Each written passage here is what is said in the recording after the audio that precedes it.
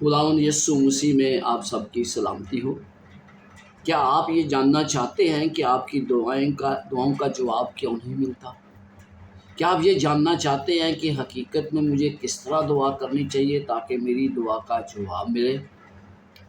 میں آج آپ کو یونا کی کتاب اس کے 3 باب کی طرف لے کر جا رہا ہوں، جہاں پر نینوے کے لوگوں پر مصیبت آئی اور انہوں نے کس طرح دعا کی۔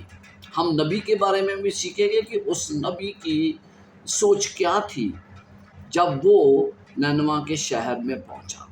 خدا نے اسے دوسرا موقع فراہم کیا۔ اس نے اس کا کیا کیا؟ خدا آپ کو بھی دوسرے موقع فراہم کرتا ہے، آپ اس کے ساتھ کیا کرتے ہیں؟ یہ سب کچھ جاننے کے لیے یہ ویڈیو دیکھیے، اسے لائک کیجئے، سبسکرائب کیجئے اور دوسروں کے ساتھ شیئر کیجئے۔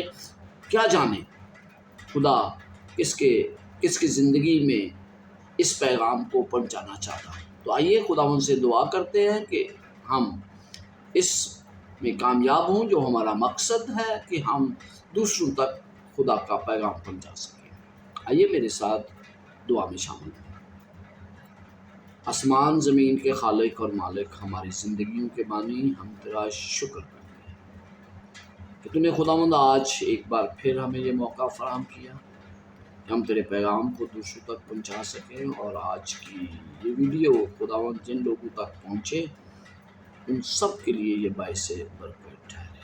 خداوند تو میری رہنمائی کر، تو سننے والوں کو خداوند تو عقل، دانائی اور فہم عطا کرنا۔ مانگتا ہوں تیرے پیارے بیٹے یسوع مسیح کے وسیلہ سے، آمین۔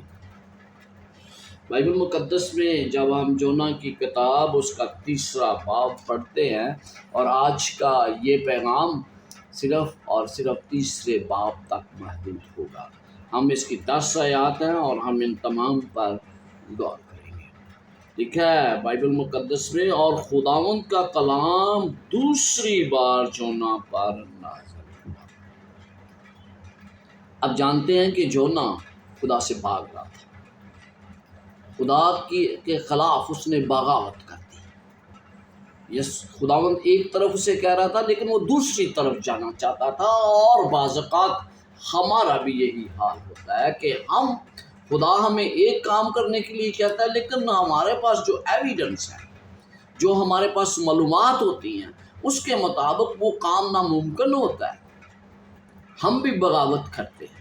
جہاں پر خداوند کا پیغام یونا پر دوسری بار نازل ہوتا ہے، آپ کو بھی خداوند دوسری، تیسری اور چوتھی بار بلاتا ہے کہ آپ اس کا کام کریں۔ آپ اس کے ساتھ کیا کرتے ہیں؟ اور یونا نے اس کے ساتھ کیا کیا؟ پیغام کیا تھا؟ دوسری آیت میں لکھا ہے کہ اٹھ بڑے شہر نینوے کو جا اور وہاں اس بات کی منادی کر جس کا میں تجھے حکم دیتا ہوں۔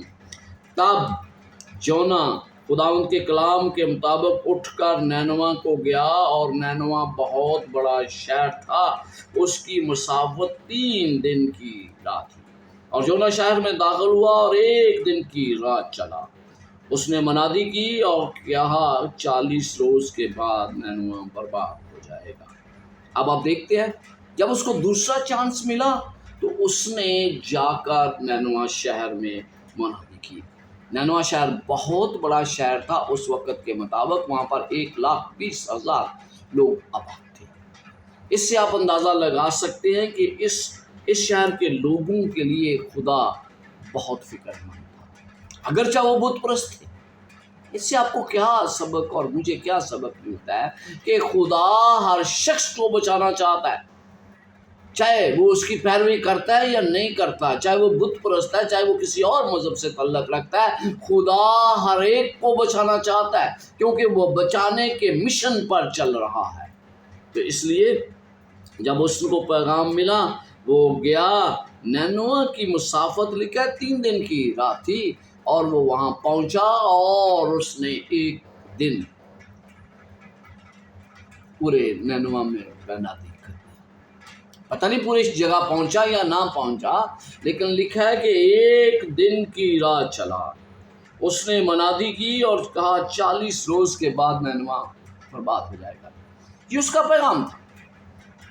توبہ کی طرف اب ان کو مائل کرنا نہیں تھا شاید اس کا پیغام، کیونکہ وہ تو اس کی قوم کے اور اس کے دشمن تھے، اور جب جونا یہاں نہیں آنا چاہتا تھا تو اس کی بہت سے شک و شبہات تھے کہ کیا میں کامیاب ہوں گا، لوگ مجھے مار دیں گے، لوگ میرے پیغام کو نہیں سنیں گے، میں ان کا دشمن ہوں، اور جس طرح میرا ملک ان کا دشمن ہے اسی طرح کیا ہم بھی بہانے اس طرح کے لگاتے ہیں جب خدا ہمیں کوئی پیغام دیتا ہے اور خدا چاہتا ہے کہ ہم وہ پیغام لے کر دوسروں کے پاس جائیں۔ 5ویں آیت میں لکھا ہے، تب نینوا کے باشندوں نے خدا پر ایمان لا کر روزہ کی منادی کی اور ادنوں و اعلیٰ سب نے ڈانٹ پڑا۔ یہاں پر آپ دیکھتے ہیں انہوں نے سب سے پہلے اپنے آپ کو حلیم بنایا، ٹاٹ اوڑا۔ تو دعا کے لیے پہلی شرط یہ ہے کہ میں اپنے آپ کو حلیم بناؤں۔ مغروری کے تحت کی گئی دعا کو خدا نہیں سنتا، اور اگر مجھ میں مغروری پائی جاتی ہے تو خدا میری دعا کا جواب نہیں دے گا۔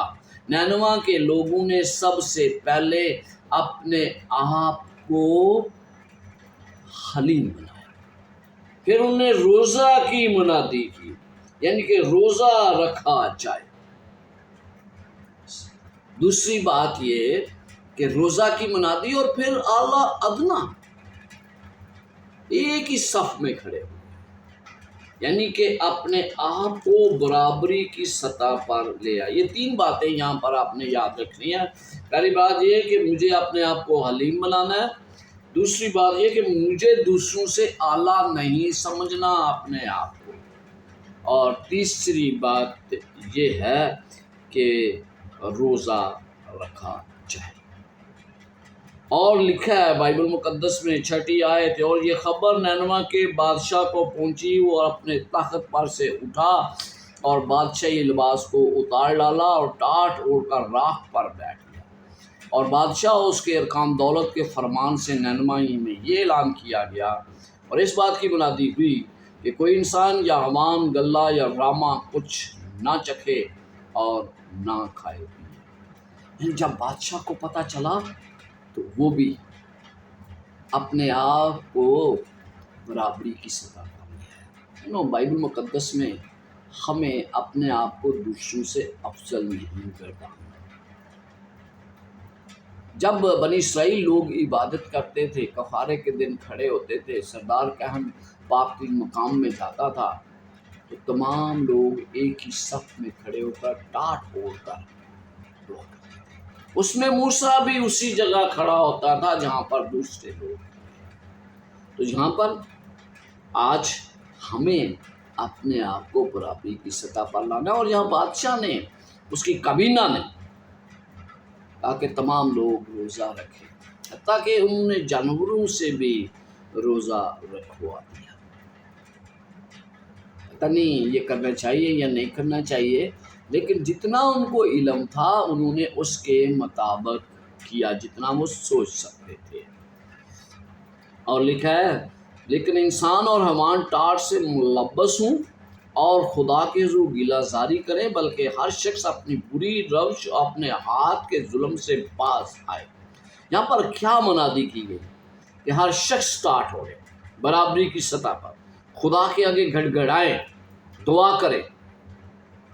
دعا کرے، بلکہ اپنی بری روش اور ظلم کو چھوڑ دے۔ آپ کو پتہ ہے سیرین نیشن جس کا کیپٹل نینوا شہر تھا، وہ بہت بڑے ظلم کرنے والے لوگ تھے، ظلم کیا کرتے تھے، ظلم کی انتہا کرتے تھے، اور جب ظلم کی انتہا کرتے تھے تو پھر ان پر آفات آتی تھی۔ ظلم تو انہوں نے کیا کیا؟ بری روشیں چھوڑ دی، ظلم کرنا بند کر دیا، اور پھر نامی آیت میں لکھا ہے شاید خدا رحم کرے اور اپنا ارادہ بدلے اور اپنے قہر شدید سے باز آئے اور ہم ہلاک نہ ہوں۔ یہ ہے، ابھی بھی انہیں یقین نہیں تھا کہ خدا ان کی دعا کو سنے۔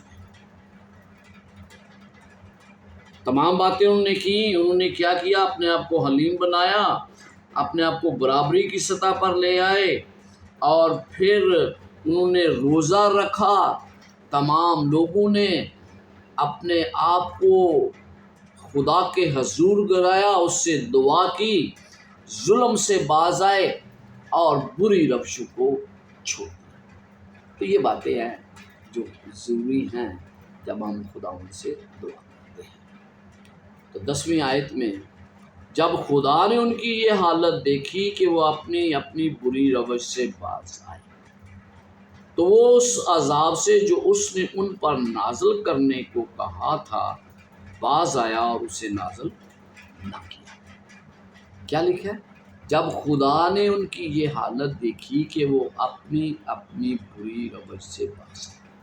ان تمام باتوں کو کرنے کے باوجود جب خدا نے یہ دیکھا کہ انہوں نے برے کام چھوڑ دیے، اپنے آپ کو مکمل طور پر تبدیل کر دیا ہے، اور جب تبدیلی آئی تو پھر خدا نے اپنا ارادہ جو ہے انہیں ہلاک نہ کیا.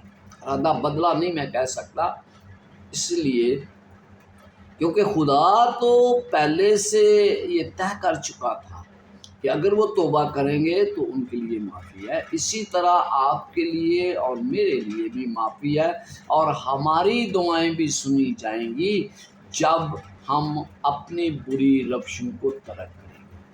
تو میرے عزیز، میری دعا ہے کہ ہم اپنے آپ کو تبدیل کریں، اور جب ہم اپنے آپ کو تبدیل کریں گے تو پھر خدا ہماری دعا کو سنے گا. مجھے امید ہے کہ آپ نے نینوے کے لوگوں کے سے یہ ضرور سیکھا ہے کہ ہمیں خدا کن حالت میں قبول کرتا ہے اور ہماری دعا کو سنتا ہے.